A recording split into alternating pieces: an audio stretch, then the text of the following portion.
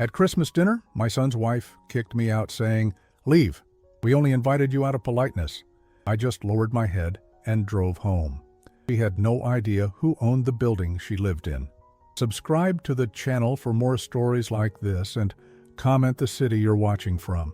I adjusted my tie one more time in the rearview mirror before stepping out of my car. The December air was crisp and Christmas lights twinkled from every window on Oak Street. Thomas and Jessica's apartment building looked particularly festive, with garland wrapped around the entrance columns. I'd been looking forward to this dinner for weeks. At 64, I didn't have many things to get excited about anymore, but seeing my grandson Billy, now 3 years old, always made the drive across town worth it. I'd brought his favorite chocolate chip cookies that I'd spent the morning baking, along with a small wooden train I'd carved myself in my workshop. The elevator ride to the 4th floor felt longer than usual. My hands were slightly shaky, probably the cold, I told myself. When I knocked on apartment 4B, I could hear Billy's excited voice from inside. "Grandpa, Grandpa's here." The door opened, and there was my son Thomas, looking tired but managing a smile. "Hey, Dad, come on in." The apartment smelled like roasted turkey and pine from their Christmas tree. Billy came running toward me, his little arms outstretched. I knelt down and scooped him up, feeling that familiar warmth spread through my chest. "I missed you, buddy," I whispered into his ear. He giggled and pointed to the bag in my hand. "Cookies?" "Maybe," I said with a wink. That's when Jessica appeared from the kitchen, wiping her hands on a dish towel. Her smile looked forced, the kind you give someone when you're trying to be polite, but really wish they hadn't shown up. "George," she said flatly, "you're early." I glanced at my watch. "Actually, I'm right on time." "You said 5 o'clock, she sighed heavily, like I'd already done something wrong. "Well, dinner isn't ready yet. Billy, come here. Grandpa needs to wash his hands." The evening went downhill from there. Every attempt I made to connect with my family was met with subtle resistance from Jessica. When I offered to help in the kitchen, she told me I'd just get in the way. When I tried to read a story to Billy, she said it was too close to his bedtime and he needed to calm down. Thomas seemed caught in the middle, alternating between apologetic glances in my direction and quick nods of agreement with his wife. It was like watching my son disappear a little more each time I visited. During dinner, I made the mistake of asking about Billy's daycare. "He's learning so much," I said, cutting into my turkey. "Maybe I could pick him up one day this week and take him to the park." Jessica's fork clattered against her plate. "George, we've talked about this. Billy has a routine. We can't have people disrupting his schedule whenever they feel like it." I just thought, "That's the problem," she interrupted, her voice rising. "You think you can just show up and play grandfather whenever it's convenient for you, but parenting doesn't work that way." I felt heat creeping up my neck. "Jessica, I'm not trying to interfere. I just want to spend time with my grandson." She laughed, but there was no humor in it. "Spend time? Where were you when Thomas was growing up, working all the time, never around, and now you want to play the doting grandfather?" The words hit me like physical blows. Yes, I'd worked long hours when Thomas was young. I'd had to. After his mother left us when he was 8, I was all he had. Every extra hour, every weekend shift was for him, to keep our house, to pay for his school clothes, to make sure he never felt like he was lacking anything. "Jessica, that's not fair," Thomas finally spoke up, but his voice was weak. "Isn't it?" She turned to face him. "Your father never made an effort then, and now he thinks he can buy Billy's love with cookies and toys." I set down my fork, my appetite completely gone. "I think maybe I should go." "Yes," Jessica said immediately. "I think that's best. To be honest, George, we only invited you out of politeness. It's Christmas and we felt obligated, but this isn't working." The room fell silent except for the soft Christmas music playing from their speaker. Billy, sensing the tension, had stopped eating and was looking between the adults with wide, confused eyes. "Mom," Thomas said quietly, but he didn't look at me. Jessica stood up from the table. "I'm tired of pretending everything is fine when it's not. Billy doesn't need this kind of disruption in his life. We're trying to build a stable family here, and having someone show up who doesn't understand boundaries isn't helping." I felt something crumble inside my chest. I'd faced a lot of hard moments in my life. Losing my wife to cancer when Thomas was 15, struggling through those early years as a single father, watching my son grow distant as he got older. But this felt different. This felt final. "I understand," I said quietly, standing up from the table. My legs felt unsteady. "I'll just get my coat." As I walked toward the door, I could hear Jessica telling Billy to stay in his seat and finish his dinner. No goodbye hug. No "see you later, Grandpa." Just the sound of my grandson being told to ignore my departure. Thomas followed me to the door. "Dad, I'm sorry. She's just stressed with the holidays and—" "It's okay, son," I said, though it wasn't. Nothing about this was okay. Maybe she's right. Maybe I don't understand how things work anymore. I wanted him to argue with me, to tell me that wasn't true. Instead, he just nodded and opened the door. The elevator ride down felt like descending into a pit. By the time I reached my car, my hands were shaking so badly I could barely get the key in the ignition. I sat there for a long moment, staring up at their apartment window, watching the warm light spill out into the darkness. The drive home was a blur of Christmas lights and empty streets. When I finally pulled into my driveway, I just sat in the car, replaying Jessica's words over and over. "We only invited you out of politeness." 64 years old, and I'd just been told I was nothing more than an obligation, a burden to be endured out of social courtesy. As I walked up to my front door, I passed the mailbox and remembered the envelope that had arrived yesterday, the one I'd been meaning to open. Something about the property management company I'd hired years ago. Maybe dealing with boring paperwork would take my mind off the disaster this evening had become. What I was about to discover would change everything. I sat at my kitchen table with a cup of coffee that had long gone cold, staring at the letter I'd finally opened. The letterhead read, "Morrison Property Management," in elegant script, and the contents made my chest tighten with an irony so sharp it almost made me laugh. "Dear Mr. Henderson, regarding the Oakwood Gardens apartment complex at 1247 Oak Street, we're pleased to report that occupancy remains at 100%. The monthly rental income continues to exceed projections. The same building where Thomas and Jessica lived. The same apartment where I'd just been told I was unwelcome.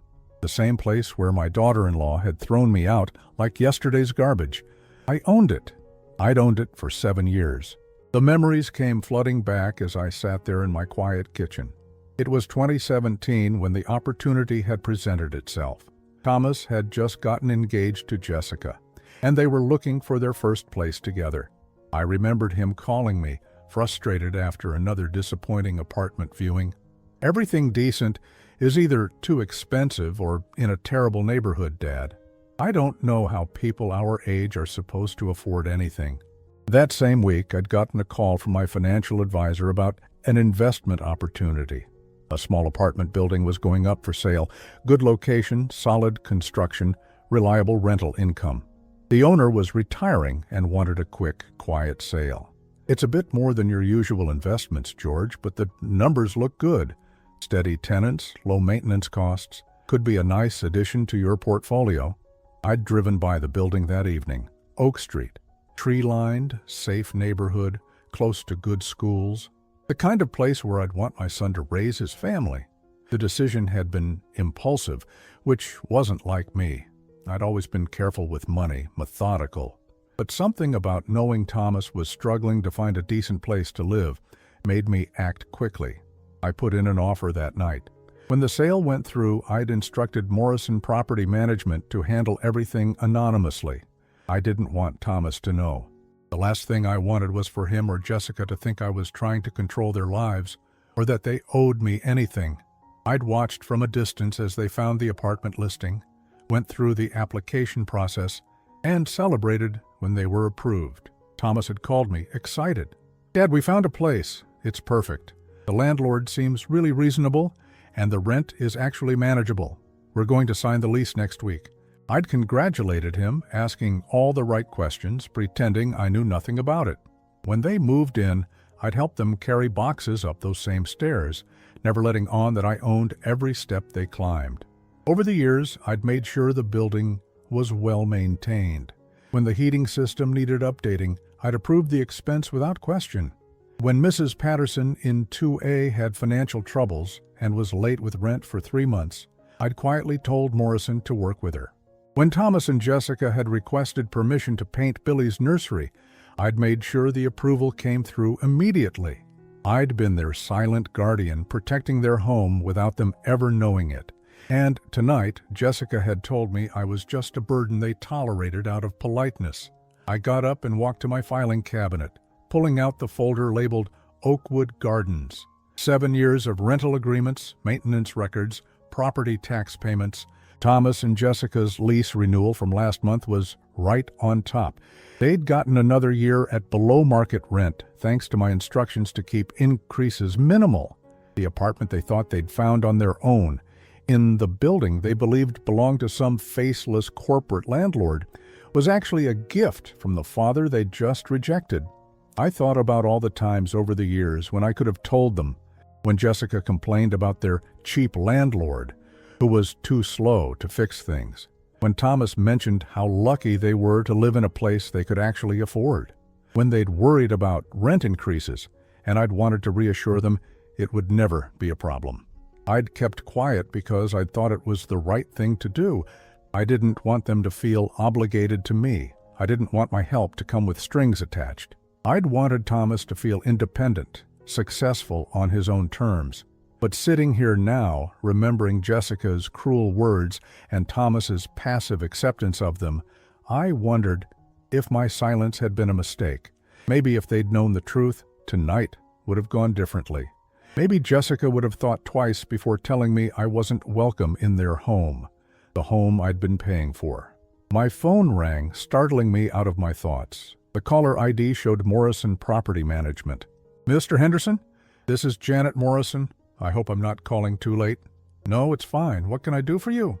"I wanted to let you know that we received a maintenance request today from apartment 4B. Apparently, there's a problem with the bathroom ceiling, some water damage that looks like it might be coming from the unit above.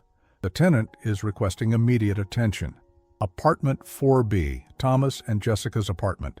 "What kind of water damage?" I asked. "From what I understand, there's some discoloration and the ceiling feels soft in one spot. Could be a slow leak that's been building up. We'll need to have someone take a look and possibly do some repairs." I closed my eyes. Of course this would happen now. "The tenant seemed quite insistent that this needed to be addressed immediately," Janet continued. "She mentioned something about having a young child in the home and being concerned about mold or structural damage." Jessica, demanding immediate attention from the landlord she had no idea was the same man she'd just humiliated and kicked out of her home. "Mr. Henderson, are you there?" "Yes, I'm here." "When did this request come in?" "About an hour ago. The tenant called our emergency line. I told her we'd have someone out first thing Monday morning, but she insisted it needed to be looked at sooner. She was quite vocal about her expectations." I could imagine. Jessica, in full demand mode, probably threatening to call the city or withhold rent if the problem wasn't fixed immediately. The same Jessica who'd told me I was disruptive and unwelcome. "What would you like me to do, Mr. Henderson? I can have our emergency contractor take a look tomorrow if you approve the overtime charges." I sat there in the silence of my kitchen, holding the phone, feeling the weight of irony pressing down on me. Jessica needed something from her landlord. She had no idea she was asking for help from the man she'd just told wasn't wanted in her life. For the first time since leaving their apartment, I felt something other than hurt and sadness. I felt a strange sense of power, of control over a situation that had left me feeling completely helpless just hours before. "Mr. Henderson, I'll call you back," I said finally. "Let me think about this." After hanging up, I sat back in my chair and stared at the property management letter. 7 years of being their anonymous benefactor. 7 years of making sure they had a safe, affordable place to live. And now they needed something from me without even knowing it. The question was, what was I going to do about it? I spent the weekend in a strange state of limbo, watching my phone and waiting for updates from Morrison Property Management. I'd told Janet to proceed with the emergency inspection, but to keep me informed of every development. What I discovered about Jessica's behavior toward her landlord was eye-opening, to say the least. Monday morning, Janet called me at 7:30. "Mr. Henderson, I need to fill you in on what happened over the weekend. Your tenant in 4B has been challenging. I poured myself a cup of coffee and settled into my kitchen chair. Tell me everything. Well, our contractor Mike went over Saturday morning as requested. The water damage is real. There's a slow leak from the apartment above that's been seeping down. It'll need some drywall repair and repainting, but it's not dangerous or urgent, like she claimed. But Jessica didn't accept that assessment, Janet sighed. That's putting it mildly. When Mike explained that we'd need to coordinate with the upstairs tenant to fix the source of the leak first, she completely lost it. Started yelling about how this was unacceptable, how she pays good money in rent and expects immediate results. I could picture it perfectly. Jessica, in her full entitled mode, probably standing there with her arms crossed, talking down to Mike like he was incompetent. She demanded to speak to the owner, Janet continued, said she wasn't going to deal with underlings, and wanted to talk to whoever was really in charge. I explained that the owner prefers to remain anonymous and handles all communication through our office. How did she take that? Not well, she said, and I quote, "I don't care what your precious owner prefers. This is my home and I have rights. If he wants to play mysterious landlord, he can deal with the consequences when I report this building to every housing authority in the city." The audacity was breathtaking. This was the same woman who'd thrown me out of her home just days before, telling me I was unwelcome and disruptive. Now she was making threats and demands to the very person who'd been subsidizing her comfortable life for years. "There's more," Janet said. She called again yesterday 3 times. The first call was to complain that Mike had tracked dirt through her hallway. The second was to demand that we provide temporary accommodations while any work is being done because she refuses to expose her child to construction dust. The third call was to inform us that she'd researched tenant rights and knows exactly what she's entitled to. I shook my head in amazement. What kind of temporary accommodations? A hotel suite. She specifically requested a suite at the Marriott downtown because anywhere else would be unsuitable for a family with a young child. When I explained that we don't typically provide hotel stays for non-emergency repairs, she told me that's exactly the kind of cheapskate attitude she'd expect from a landlord who won't even show his face. The irony was almost too much to bear. Jessica was calling me a cheapskate while living in an apartment I'd deliberately kept affordable for her family. She was demanding luxury accommodations from the same man she'd just told wasn't worthy of her son's company. She also wants compensation, Janet added, for the inconvenience, the potential health risks, and what she called mental distress from having to deal with incompetent property management. How much compensation? 2 months' rent. She said anything less would be insulting.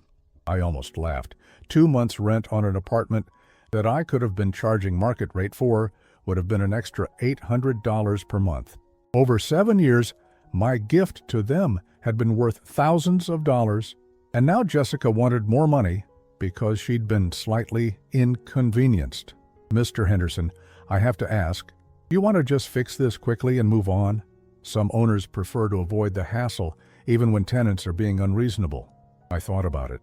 The old me, the father who'd spent 7 years trying to help his son from the shadows, would have probably just paid for the hotel and repairs to keep everyone happy. But something had changed since Christmas dinner. Something had shifted in how I saw my relationship with Thomas and Jessica. "Janet, I want you to document everything, every call, every demand, every threat. And I want you to handle this exactly by the book. No special accommodations, no extras that aren't required by law. Are you sure?" She's making quite a bit of noise about involving lawyers and housing authorities. Let her. Everything about this building is up to code and properly managed. If she wants to cause trouble, that's her choice.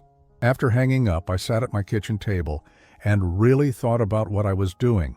For 7 years, I'd protected Thomas and Jessica from the realities of the rental market. I'd absorbed costs that other landlords would have passed on to tenants. I'd approved every request, fixed every problem, and kept their rent artificially low. And what had it gotten me? A daughter-in-law who saw me as a burden, and a son who wouldn't defend me when I was being humiliated. My phone rang again an hour later. Janet again. She called back. This time she wants to speak to our legal department about what she calls landlord harassment because we won't give her everything she's demanding.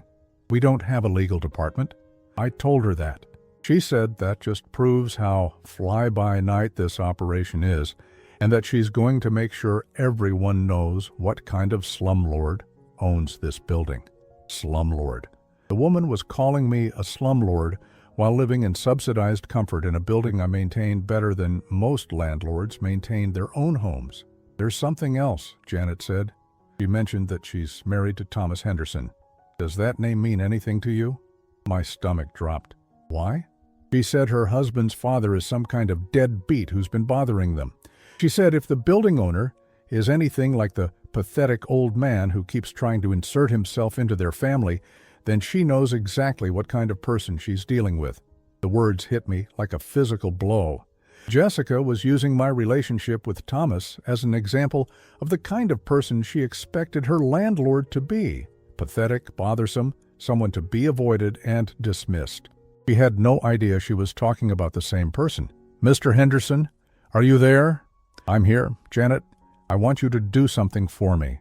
The next time she calls with demands or threats, I want you to tell her that the owner has reviewed her file and is considering all options. What kind of options? I looked out my kitchen window at the gray December sky. Jessica wanted to play hardball with her mysterious landlord. She wanted to make threats and demands without consequences. She thought she could treat people badly and still get everything she wanted. Tell her the owner is evaluating whether this property continues to meet his investment goals. Tell her he's considering selling to a development company that's been making inquiries about the land. Is that true? It could be. There have been inquiries over the years. I've just never been interested in selling before. And now? I thought about Christmas dinner, about Jessica's cruel words, about Thomas's silence, about being told I was just a burden they tolerated out of politeness. Now I'm reconsidering a lot of things. After hanging up, I went to my filing cabinet and pulled out a folder I hadn't looked at in months. Inside were letters and emails from Meridian Development Group, a company that had been trying to buy my building for the past 2 years. They wanted to tear it down and build luxury condos. I'd turned them down repeatedly because I knew it would displace all my tenants, including Thomas and Jessica. I'd been protecting my son's family, even though they had no idea. But maybe it was time to stop protecting people who saw my care as weakness and my love as an obligation. I found the most recent letter from Meridian Development and read it again. Their offer had increased significantly since their first inquiry. Apparently, the location had become even more desirable. For the first time in 2 years, I was actually considering their proposal. My phone buzzed with a text message from an unknown number, but I recognized the tone immediately. This is Jessica Henderson, tenant in 4B at Oakwood Gardens. Your property manager is incompetent, and your building is falling apart. If you think you can ignore paying tenants and get away with it, you're wrong. I know my rights, and I'm not afraid to use them. Fix my ceiling immediately or deal with the consequences. I read the message twice, marveling at the irony. Jessica had gotten my personal phone number somehow and was now threatening me directly, not knowing that the negligent landlord she was texting was the same man she'd kicked out of her Christmas dinner. I typed back a simple response, "Your concerns have been noted. All options are being considered." Her reply came back immediately. "That's not good enough. I want action, not corporate double talk. My husband's deadbeat father is the kind of person who gives non-answers like that. If you're anything like him, this is going to be a problem." I stared at the text for a long moment. Jessica had just compared me to myself and found both versions wanting. The father she'd rejected and the landlord she was threatening were the same person, and she hated us both. Maybe it was time for George Henderson, the father, and George Henderson, the landlord, to finally meet. The call from Meridian Development came at the perfect time, just 3 days after Jessica's threatening text messages had started flooding my phone. I was sitting in my study, surrounded by property files and years of rental history, when the phone rang. "Mr. Henderson, this is David Meridian from Meridian Development Group. I hope you remember our previous conversations about your Oakwood Gardens property." I leaned back in my chair. I remember. Your company has been quite persistent. Well, sir, persistence pays off in this business. I'm calling because we've completed our latest market analysis, and I believe you'll find our new offer very compelling. The Oak Street corridor has become one of the most desirable development areas in the city. Over the past week, I'd been doing my own research. Property values in the neighborhood had skyrocketed. The small apartment building I'd bought 7 years ago as a steady investment had become a gold mine sitting on prime real estate. What kind of numbers are we talking about? I asked. $2.8 million, Mr. Henderson, cash offer, 30-day closing, and we handle all tenant relocations according to city ordinances. I nearly dropped the phone. $2.8 million. I'd paid $400,000 for the building in 2017. The appreciation was staggering. That's significantly higher than your previous offers. The market has changed dramatically. There's a huge demand for luxury condos in walkable neighborhoods, and your location is perfect. Tree-lined street, good schools, easy access to downtown. We could break ground within 6 months of closing. As David explained their development plans, my phone buzzed with another text from Jessica. I glanced at the screen while he talked. Still waiting for action on my ceiling. This is completely unacceptable. My husband says his father is the same way. All talk, no follow-through. Useless men who can't handle responsibility. The irony wasn't lost on me. While Jessica was comparing me unfavorably to myself, I was listening to an offer that would make both versions of me very wealthy. Mr. Henderson, are you still there? Sorry, David, you mentioned tenant relocations. What exactly does that involve? Standard 60-day notice as required by law. We provide relocation assistance, help finding comparable housing, moving cost reimbursement, things like that. Most tenants appreciate the support during the transition. 60 days. Thomas and Jessica would have 60 days to find a new place to live.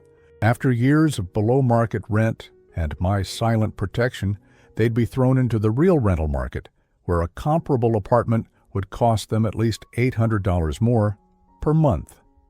How many units are currently occupied? According to our research, all 12 units are occupied with long-term tenants. That actually works in our favor. It shows the building is well managed and the location is desirable. Well managed. That was true, though Jessica certainly didn't seem to appreciate it. I need some time to think about this, David. Of course, but I should mention that this offer has an expiration date. The luxury condo market is hot right now, but these things can shift quickly. We'd need a decision within 2 weeks to keep this price point. After hanging up, I sat in my study and really considered what I was contemplating. Selling the building would displace not just Thomas and Jessica, but 10 other families who'd been good tenants over the years. Mrs. Patterson in 2A, who'd struggled financially a few years back. The young couple in 1C who'd just had their first baby. The retired teacher in 3B who lived on a fixed income. But then I thought about Jessica's text messages, her demands, her threats, her complete lack of gratitude for the stability I'd provided.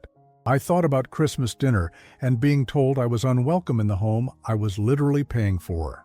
My phone rang again. Janet from Morrison Property Management.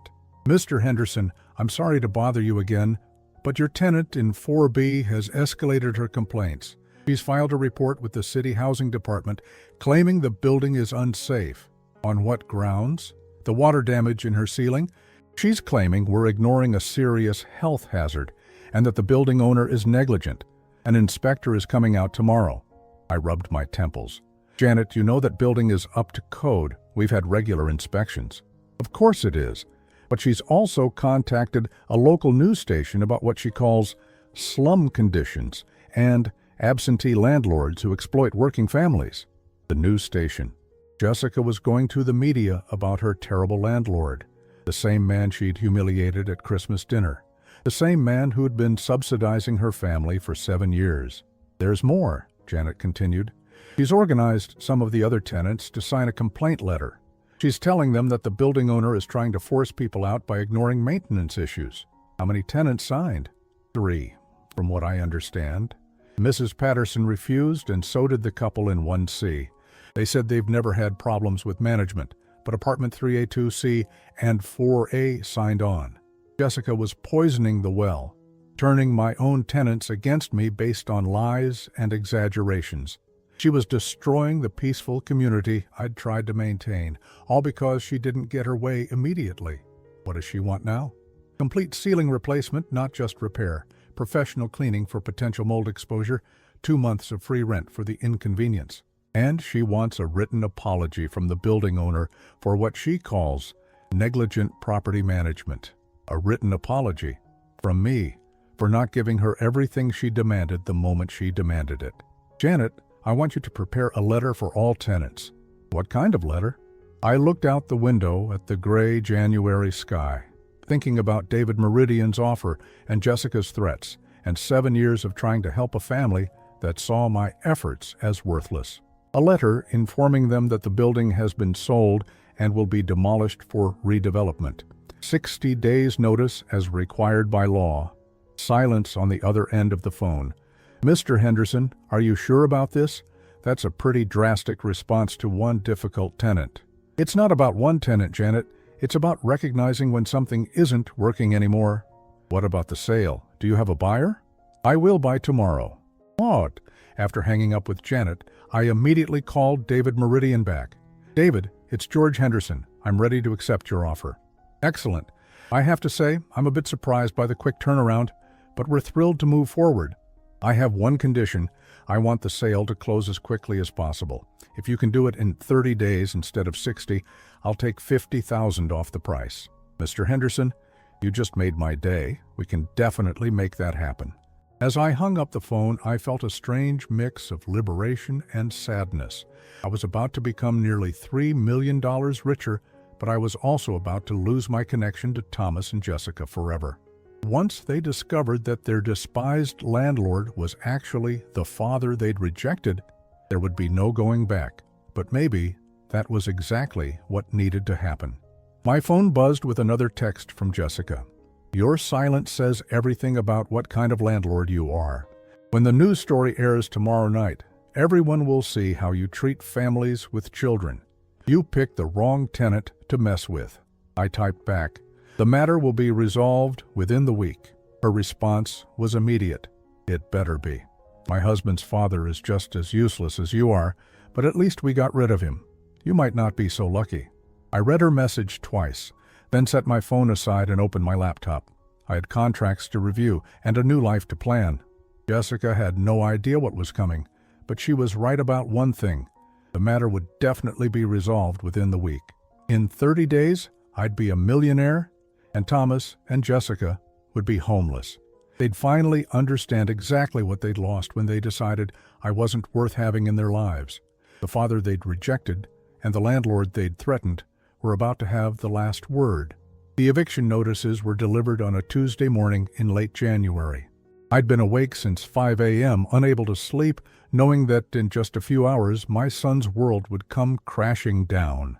Janet had assured me that all 12 notices would be delivered simultaneously to avoid confusion or panic spreading through the building before everyone was informed. I was sitting in my kitchen, nursing my third cup of coffee, when my phone rang at 8:15 a.m.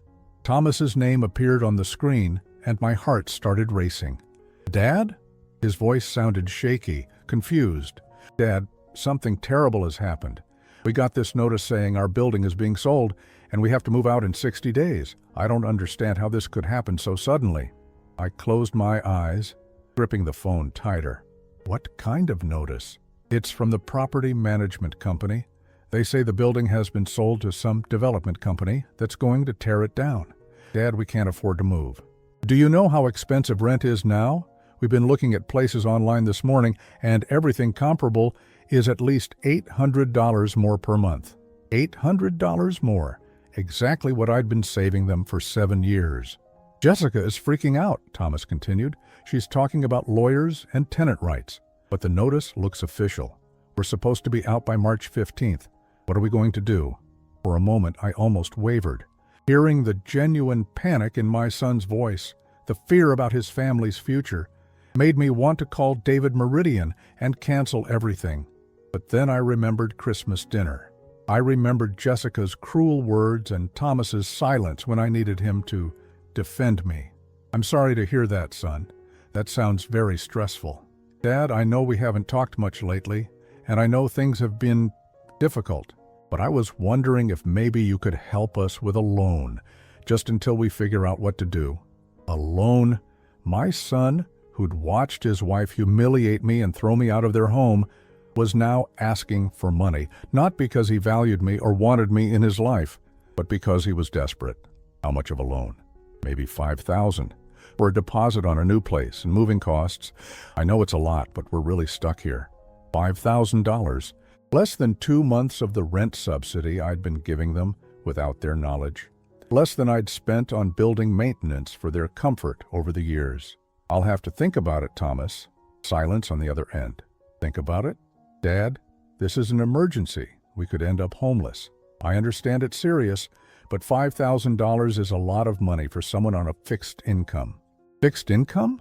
Dad, what are you talking about? You own your house outright, and you've got your pension and savings. How little he knew about my life. How little he'd ever bothered to ask.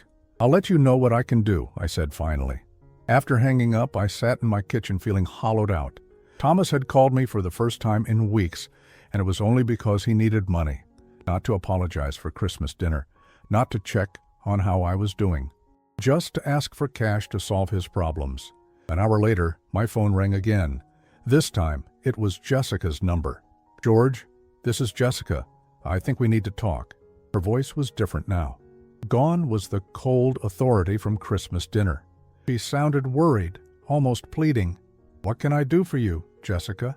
I'm sure Thomas told you about our situation with the apartment. We got an eviction notice this morning and we're really struggling to figure out our next steps. I almost laughed at the irony. The woman who'd thrown me out of her home was now calling me for help. That does sound challenging.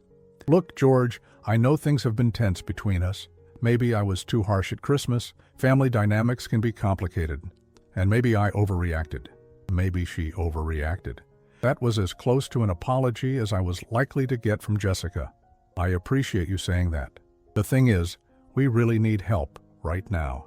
Thomas mentioned asking you for a loan, but I was thinking maybe you could do more than that. Maybe you could co-sign for a new apartment. With your credit and income, it would make getting approved much easier. Co-sign. She wanted me to put my financial reputation on the line for her family's housing, just weeks after telling me I was unwelcome in their lives. That's a big responsibility, Jessica. I know it is. But we're family, right? And Billy is your grandson. You wouldn't want him to be homeless. She was using Billy now, leveraging my love for my grandson to get what she needed. The same child she'd shielded from me at Christmas dinner was now being offered as emotional blackmail. Let me ask you something, Jessica. This landlord of yours, the one you've been having problems with, what do you think of him? Her tone immediately hardened. He's a nightmare. Completely unresponsive, negligent, probably some rich jerk who doesn't care about his tenants. I tried everything to get him to fix our ceiling properly, and he just ignored me. That's exactly the kind of person I can't stand. Someone who has power, but won't use it responsibly. I see. Why do you ask? Just curious. It sounds like you really don't respect him. Respect him? George, this man let our ceiling rot for weeks. He ignored my calls, dismissed my concerns about Billy's health, and basically told me to deal with it. He's exactly the kind of deadbeat landlord who gives property owners a bad name. I sat there listening to her describe me, the real me, the landlord me, with complete contempt. She had no idea she was talking about the same person she was now, begging for help. What would you say if you found out this landlord was someone you knew? What do you mean? Hypothetically. What if the person you've been fighting with turned out to be someone in your life? Jessica laughed bitterly. That would be just my luck. Probably some old guy like someone who thinks he knows better than everyone else but actually doesn't know anything about real responsibility. Like me. She was describing me perfectly without realizing it. Jessica, I need to tell you something. What? I took a deep breath. 7 years of secrets were about to come spilling out. I own your building. I've owned it for 7 years. I'm the landlord you've been fighting with. Complete silence on the other end of the phone. I could hear her breathing, but she didn't say a word for almost 30 seconds. What did you just say? Oakwood Gardens, 1247 Oak Street, apartment 4B. I bought the building in 2017, right before you and Thomas moved in. I've been your landlord this entire time. That's impossible. I can send you copies of the deed, the property tax records, whatever you need to see. But the property management company, Morrison Property Management, handles the day-to-day operations. I hired them to maintain anonymity. Every decision about your apartment, every repair, every rent renewal, that was all me. I could hear her breathing getting faster, more shallow. The ceiling repair you've been demanding, the maintenance requests, all those angry messages and threats you've been sending, you were sending them to me. Oh my God. The rent you've been paying, $1,200 a month for a 2-bedroom apartment in that neighborhood, that's about $800 below market rate. I kept it low, deliberately. I don't understand. I wanted Thomas to feel independent. I wanted you both to have a stable home without feeling like you owed me anything. So I bought the building and made sure you'd never have to worry about housing costs or bad landlords. Jessica's voice was barely a whisper. You've been our landlord for 7 years. 7 years of below-market rent. 7 years of immediate repairs and maintenance. 7 years of making sure you felt secure and comfortable, all while you thought I was just a burden you had to tolerate. But the eviction notice, I sold the building, Jessica. I accepted an offer from Meridian Development yesterday. The sale closes in 30 days. Why would you do that? For the first time in our conversation, anger crept into my voice. Because I got tired of being treated like garbage by people I was trying to help. I got tired of being told I was unwelcome in a home I was paying for. George, you can't do this. We have nowhere to go. You have 60 days to figure it out. That's more notice than you gave me when you threw me out at Christmas. This is crazy. You can't destroy our lives because of one argument. One argument? Jessica, you told me I was a burden. You said you only invited me out of politeness. You kicked me out of your home and told me I didn't understand boundaries. And then, not knowing who I was, you spent weeks insulting me as your landlord, calling me negligent and irresponsible. I didn't know. That's exactly the point. You didn't know who you were talking to, so you showed me exactly what you really think of me. Both versions of me. Silence stretched between us. When Jessica spoke again, her voice was shaking. What do you want? Money? An apology? What will it take for you to stop this? It's too late, Jessica. The contracts are signed. Meridian Development owns the building now. There has to be something. There was something. It was called being treated with basic respect in my grandson's home.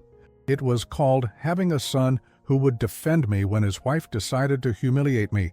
But that ship has sailed. George, please think about Billy. I did think about Billy.